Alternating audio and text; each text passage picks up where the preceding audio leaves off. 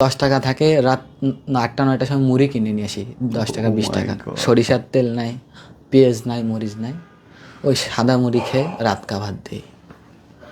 এরকম সিচুয়েশন হতে হতে একটা দিন ওই খাবারটুকু আর কোথাও পেলাম না। 52 জনের কাছে আমি টাকা চাইছি, দিনে 52 জন গুনছি, স্ক্রিনশট দিয়ে দিয়ে রাখছি, My God. একজনও টাকা দেয় নাই।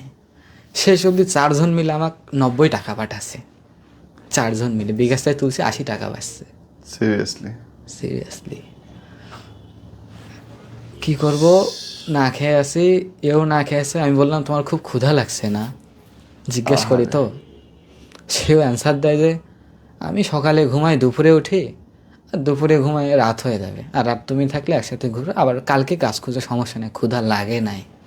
কথাগুলো শুনলে হৃদয় বাঁধে যে কীভাবে পারে একটা মেয়ে এভাবে বলতে। আমার কিছুই নাই আমার হাতে।